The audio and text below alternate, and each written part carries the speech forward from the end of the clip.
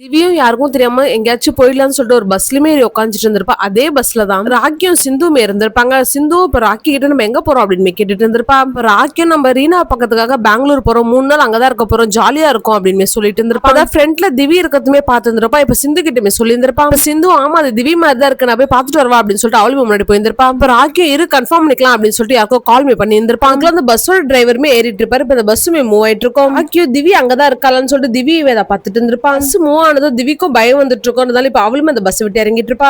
அங்க ரதியும் தேவுமே வந்திருப்பாங்க. திவ்ய பக்க ரதியும் இப்ப ஹக் பண்ணிட்டு எங்க போன திவி அப்படின்னு சொல்லிட்டு பயங்கரமா அழ ஆரம்பிச்சிட்டு இருப்பா. ரதியும் திவி கிட்ட அப்படின்னு என்ன தப்பு திவி பண்ண, வீட்டை விட்டு வெளியே போகிற அளவுக்கு ஏன் யோசிச்சு அப்படின்னு கேட்டு இருந்திருப்பாங்க. இப்ப திவ்யா எனக்கு என்ன பண்றதுனே தெரியலமா, ஸ்கூல்ல எல்லாரும் என்ன கிண்டல் பண்றாங்க, உங்களாலதான் ரீனாக்காக்கு அப்படி ஆச்சுன்னு சொல்லிட்டு எல்லாரும் பேசுறப்ப எப்படி டிஃபெண்ட் பண்ணி பேசணும் எனக்கு தெரியல, எனக்கு ரொம்ப பயமா இருக்குமா, நீங்க ரீனாக்காவை விட்டு போன மாதிரி என்னையும் சித்தியும் விட்டு போயிடுவீங்கன்னு சொல்லிட்டு பயமா இருக்கு அப்படின்னு சொல்லிட்டு அழுதுட்டு இருந்திருப்பா. ரதியும் அழுதுகிட்டே உன்னையும் சித்தனை விட்டு எங்கேயுமே போக மாட்டேன் திவி, லைஃப்ல நான் நிறைய தப்பு பண்ணிருக்கலாம் திவி, ஆனா உங்க 2 பேருக்கு எந்த தப்புமே நான் பண்ணதில்லை, யாராச்சும் கிண்டல் பண்றாங்கன்னா என்கிட்டயும் அப்பா கிட்டயும் சொல்லி இப்படி பஸ் ஏறி போனா நாங்க என்னமா பண்ணுவோம் நீ இல்லாம அப்படின்னு சொல்லிட்டு அவங்களுமே அழுதுட்டு இருந்திருப்பாங்க. ராக்கி தான் ரதிக்கு இன்ஃபர்மேஷன் கொடுத்திருப்பான்றதுனால இப்ப ரதியும் ராக்கிக்குமே தேங்க்ஸ் சொல்லிட்டு திரும்ப என் குழந்தைய காப்பாத்துறதுக்கு ரொம்ப நன்றின்னு சொல்லியிருந்திருப்பாங்க. ரதியும் இப்ப திவியை கூப்பிட்டு வீட்டுக்குமே போயிருந்திருப்பா. நைட்டு திவியும் ரதியும் ஒன்னா தூங்கி இருந்திருப்பாங்க. ரதியும் திவி கிட்ட நல்லா தூங்குனே அப்படின்னு கேட்டிருந்திருப்பா. நம்ம லைஃப்ல நிறைய ட்ராஜடி நடந்திருக்கு திவி, நடந்த எதையுமே நம்மளால மாத்த முடியாது, அதுக்காக இது எல்லாத்தையும் விட்டுட்டு ஓடணும்னு நினைக்கிறது தப்பு திவி, தெரியுமா நின்னு ஃபேஸ் பண்ணி நீ ஒரு ஸ்ட்ராங் கேர்ள் திவி, எப்போ எல்லாத்தையும் ஹேண்டில் பண்ற மாதிரி போல்டா ஹேண்டில் பண்ணு திவி, உனக்கு சப்போர்ட் பண்றதுக்கு அம்மா நான் இருக்கேன், எல்லாரும் உனக்கு கிண்டல் பண்றாங்கன்றதுக்காக அப்பவே பதில் சொன்னேன்னு கிடையாது, அப்புறம் அம்மா சொல்றத செய்வேன் ஸ்ட்ராங்கா இருப்பேன் ப்ராமிஸ் பண்ணு அப்படின்னு கேட்டிருந்திருப்பாங்க.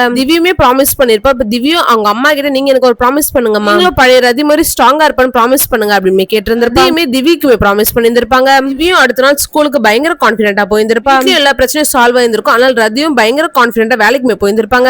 ஃபைல் சைன் வாங்கறதுக்காக வந்திருப்பாங்க. ரதியை பார்த்துட்டு என்ன மேம் இன்னைக்கு டிஃபரெண்டா இருக்கீங்க அப்படின்னு கேட்டிருந்திருப்பா. அப்ப ரதியும் ஆமா டிஃபரெண்டா தான் இருக்கேன் அப்படின்னு சொல்லிட்டு சிரிச்சிட்டு பதில் சொல்லியிருந்திருப்பாங்க. ரீனாவும் செடிக்கு தண்ணி விட்டுட்டு இருந்திருப்பா. பார்த்தா அங்க ராக்கியும் சிந்துமே வந்திருப்பாங்க. அவங்க 2 பேரை பாக்குற ரீனாவும் இப்ப ஷாக் ஆயிட்டு இருப்பா. இப்ப ரீனாவும் ராக்கி கிட்ட நம்ம 2 பேரும் பேசிக்கிறது யார்கிட்ட சொல்லலன்னு சொன்னியே நீ அப்படின்னு கேட்டிருந்திருப்பா. அப்ப சிந்து நாங்க 2 பேர் லவ்வர்ஸ், எங்களுக்குள்ள எந்த சீக்கிரட்டா கிடையாது, நாங்க வந்தோம் அப்படின்னு சொல்லியிருந்திருப்பா. அப்ப ராக்கியும் ஊர் விட்டு ஊர் மாறினாலும் வீட்டுக்குள்ள கூப்பிடுற பழக்கம் கிடையாது இல்ல அப்படின்னு கேட்டுட்டு இருந்திருப்பான். அப்போ ரீனா ராக்கியை உள்ள கூப்பிடாம சிந்து மட்டும் தான் உள்ள கூப்பிட்டு இருந்திருப்பா. சங்குல வெளியே வந்திருப்பாரு. இப்ப ராக்கியை பார்த்துட்டு உள்ள வாப்பா அப்படின்னு சொல்லிட்டு ராக்கியுமே உள்ள கூப்பிட்டு இருந்திருப்பாரு. ரீனாவும் ராக்கி கிட்ட உண்மையை சொல்லி எதுக்காக இங்க வந்திருக்கா அப்படின்னு கேட்டு இருந்திருப்பா. ராக்கியும் நான் பாக்கணும் போல இருந்துச்சு, இப்பதான் ஹாஸ்பிட்டல்ல லீவு கிடைச்சது, அதான் கிளம்பி வந்துட்டோம் அப்படின்னு சொல்லியிருந்திருப்பான். இப்ப ரீனாவும் நீங்க 2 பேரும் ஊர் சுத்தத்துக்கு என்னென்ன போயெல்லாம் சொல்லிக்கிட்டு இருக்க நீ அப்படின்னு கேட்டு இருந்திருப்பா. இவங்க 3 பேரும் உட்காந்து பேசிட்டு இருந்திருப்பாங்க. அப்ப ராக்கியும் திவ்யை பத்தி உனக்கு ஒரு விஷயம் தெரியுமா அப்படின்னு கேட்டு இருந்திருப்பான். இப்ப ரீனாவும் என்ன ராக்கி திவி யாரையாச்சும் டேட் பண்றாளா அப்படின்னு கேட்டு இருந்திருப்பா. இப்ப ராக்கியும் ரீனாவும் உன்னோட தங்கச்சி கொஞ்சமாச்சும் சீரியஸா கேளு அப்படின்னு கேட்டு இருந்திருப்பான். ராக்கியும் இப்ப ரீனா கிட்ட நடந்த விஷயத்தையுமே சொல்லியிருந்திருப்பான். இப்ப ரீனாவும் திவி ஓகேவா, அவ சேஃபா இருக்காளா அப்படின்னு கேட்டிருந்திருப்பா. ராக்கியும் அதெல்லாம் ஓகே தான் நினைக்கிறேன், நீ வேணா திவி கிட்ட கால் பண்ணி பேசி பாரு அப்படின்னு சொல்லியிருந்திருப்பான். ரீனாவும் அதான் ஒண்ணு இல்லன்னு சொல்றல, அப்ப நான் வேற எதுக்கு பேசிக்கிட்டு அவளை டிஸ்டர்ப் பண்ண வேணாம் அப்படின்னு சொல்லிட்டு இருந்திருப்பான். விஜய் இப்ப அங்க வந்து ராக்கி கிட்டமே பேசிட்டு இருந்திருப்பான். ஃப்ரெண்டு வேற பெங்களூர் வந்திருக்காங்க, பார்ட்டி பண்ணலாமா அப்படின்னு கேட்டிருந்திருப்பாரு. இப்ப ரீனாவும் பார்ட்டில எதுவும் தேவையில்ல, எப்ப பாரு குடிச்சுக்கிட்டு அப்படின்னு சொல்லியிருந்திருப்பா. ராக்கியும் ரீனா கிட்ட கெஞ்சிட்டு இருந்திருப்பான்றதுனால இப்ப ரீனாவும் ஏதோ பண்ணி தொலைங்க அப்படின்னு சொல்லியிருந்திருப்பா.